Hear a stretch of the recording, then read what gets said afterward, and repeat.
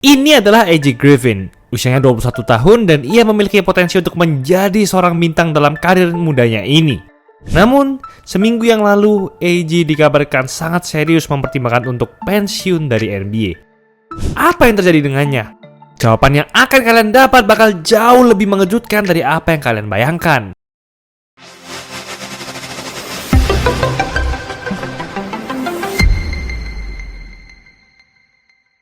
AJ Griffin merupakan salah satu talenta muda menjanjikan di NBA.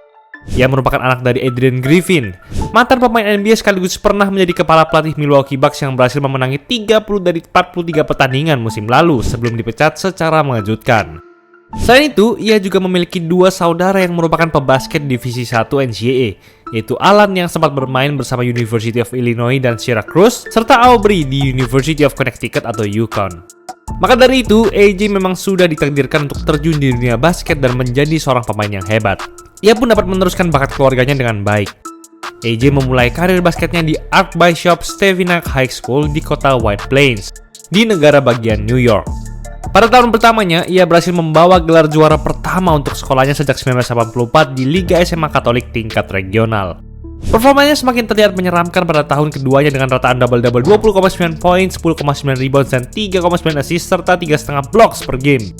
Dengan tinggi 198 cm, AJ merupakan pemain yang atletis di kedua sisi lapangan. Ia memiliki kemampuan shooting yang cukup solid. Ditambah dengan finishingnya yang andal serta dang-dangnya yang ganas, AJ berhasil menjadikan dirinya sebagai salah satu prospek NBA terbaik di Amerika. Pada tahun ketiga, meski AJ sering absen karena cedera kaki, ia tetap memberikan permainan yang impresif dengan rataan 17,7 poin, 8,8 rebounds, 2,4 assist, dan 2,3 blocks per game, serta berhasil membawa timnya kembali menjadi juara sama seperti saat tahun pertamanya. AJ pun tidak bermain setahun penuh karena cedera ankle pada tahun terakhirnya di SMA. Meski begitu, namanya tetap masuk ke dalam roster McDonald's All-American dan Jordan Brand Classic yang merupakan ajang All-Star untuk pebasket SMA terhebat di seluruh Amerika.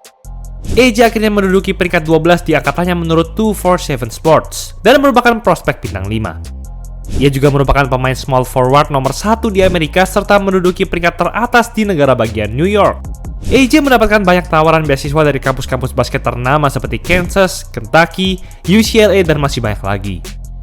Namun pada akhirnya AJ memilih untuk bergabung bersama Duke University untuk bermain bersama Paolo Banchero yang nantinya akan menjadi pemain pick nomor 1 di NBA Draft 2022 dan juga untuk bermain di bawah pimpinan Mike Krzyzewski atau Coach K yang merupakan pelatih legendaris di NCAA dan basket dunia. Awal perjalanan AJ bersama Duke pun tidak berjalan mulus karena cedera. Namun saat ia akhirnya dimasukkan ke dalam starting lineup untuk pertama kalinya, AJ langsung mencatatkan 22 poin, 4 rebounds, dan 3 3 points dengan akurasi field goal hingga 72,7%. Sangat efisien. Ia pun berhasil memberikan performa terbaiknya bersama Duke saat melawan sang rival University of North Carolina atau UNC dengan mengumpulkan 27 poin dan 4 rebounds dengan akurasi field goal 64,7%. Potensi AJ semakin menjanjikan setelah bergabung bersama Duke. Ia punya rataan akurasi 3 point hingga 44,7%, menduduki peringkat 5 tertinggi dalam semusim dalam sejarah Duke, serta peringkat kedua sebagai seorang freshman atau pemain tahun pertama. Namanya juga masuk ke dalam ACC All Freshman Team. Dan sebelum memasuki NBA Draft 2022, AJ bahkan diprediksi akan dipilih dalam urutan pick 5 besar. Namun karena riwayat cederanya, ia akhirnya jatuh hingga urutan ke-16, di mana ia dipilih oleh Atlanta Hawks. Meski begitu, AJ tetap mampu memberikan permainan yang solid bersama Hawks. Hanya dengan waktu bermain selama 19,5 menit per game, AJ mampu mencatatkan rataan 8,9 poin per game. Ia juga memiliki akurasi 3 point sebesar 39,3%, di atas rata-rata NBA. AJ juga berhasil mencetak 24 poin yang merupakan jumlah tertingginya dalam satu pertandingan sebanyak 2 kali dalam 2 bulan pertamanya di NBA. AJ telah menunjukkan sejak awal bahwa ia bisa menjadi sosok yang dapat diandalkan di sisi offense. Dan hebatnya lagi, ia berhasil melakukan ini.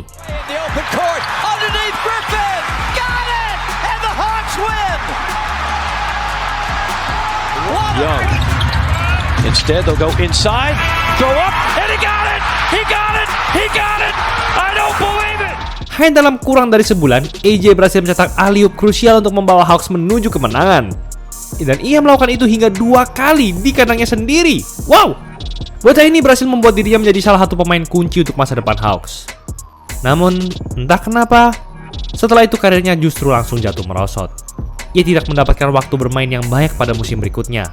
Bahkan ia hanya bermain dalam 20 dari 82 pertandingan saja pada musim reguler. Ia akhirnya dikirim untuk bermain ke College Park Skyhawks, tim afiliasi Hawks di NBA G League. Namun, ia hanya bermain selama 6 pertandingan saja sebelum lagi-lagi mengalami cedera ankle. Sebelum bermain di G League, AJ juga sempat absen membela Hawks karena alasan pribadi.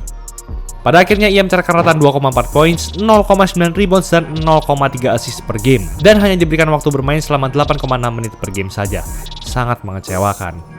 Akurasi tembakannya juga menurun drastis. Yang awalnya akurasi field goal-nya mencapai 46,5% turun menjadi hanya 29%. Dan akurasi 3 poinnya yang dari 39% langsung jatuh menjadi 25,6% saja. Hawks akhirnya menukar AJ ke Houston Rockets untuk pick nomor 44. Bersama Rockets, AJ sebenarnya dapat bangkit dari keterpurukan, terlebih lagi usianya masih 21 tahun. Perjalanannya di NBA masih panjang. Lalu, kenapa pada akhirnya ia memutuskan untuk pensiun kira-kira sebulan sebelum musim 2024-2025 dimulai? AJ memang belum memberitahu secara langsung kenapa ia memilih keputusan ini. Namun, bukan karena cedera, nampaknya masalah pribadi yang ia alami pada awal tahun inilah yang menjadi awal dari berakhirnya karir basket AJ. Saat itu, pacar dari Allen Griffin menyebut jika uang dan status tidak akan melindungi keluarga Griffin dari keadilan.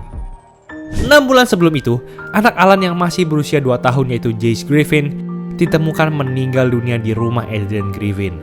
Jace yang merupakan keponakan dari AJ ditemukan dengan kondisi tidak responsif oleh Alan dan akhirnya dinyatakan meninggal dunia pada siang harinya. Hasil otopsi menunjukkan jika tidak ada tanda-tanda dan bekas trauma atau kekerasan dalam tubuh Jace. Namun, ibu dari Jace tidak ingin berhenti untuk menemukan keadilan. Ditambah lagi, ibu AJ juga sempat menyebut di media sosial jika Adrian adalah seorang pelaku KDRT. Semua hal tersebut dapat menjadi alasan kuat kenapa AJ berpikir untuk pensiun dini. Masalah-masalah seperti ini membuatnya kehilangan arah dan motivasi untuk bermain hebat di NBA. Beberapa orang juga beranggapan bahwa AJ bermain basket karena ia memang bertalenta saja, bukan karena ia sangat peduli dan menjadikan basket sebagai pusat kehidupannya. Sebab, hal-hal yang menjadi tujuan hidup AJ sudah terlihat dengan jelas di berbagai postingan media sosialnya, khususnya TikTok. Sejak dahulu, ia sering memanfaatkan media sosial untuk menyebarkan pesan dan nilai-nilai religius yang ia anut. Sepertinya, tragedi yang dialami oleh keponakannya membuatnya semakin yakin untuk menjalani apa yang menurutnya lebih penting dalam hidupnya. Di NBA, tentu ada banyak sekali orang yang baik terhadap AJ, namun tidak banyak yang memiliki target hidup yang sama dengannya. Menurutnya, masih ada makna dan cara hidup yang lebih penting untuk dicapai dibanding hanya menjadi pemain NBA yang kaya dan terkenal. Meski begitu, tetap ada kemungkinan jika AJ nantinya akan kembali bermain basket, khususnya di NBA. Pada 1982, Robert Reid, salah satu pemain kunci Rockets, memutuskan untuk pensiun dini karena ingin berfokus dengan imannya. Namun setelah setahun, ia akhirnya kembali lagi ke NBA dan terus menjadi pemain yang solid untuk setiap tim. Keputusan yang diambil AJ ini memang tidaklah mudah. Namun, jika hatinya yang mengarahkannya untuk berbuat demikian, maka ia tidak memiliki pilihan lagi selain untuk mencari kenyamanan dan posisi terbaik bagi dirinya. Itulah episode kali ini. Diskon 10% cuma di bulan kemerdekaan, bikin jersey cuma 100.000 per setel di Easy Sportswear. Gratis ongkir, gas langsung cekot aja. Jangan lupa like, comment, dan subscribe agar channel ini bisa berkembang dan menghasilkan video menarik lainnya. Thanks for watching, I'll see you in the next video.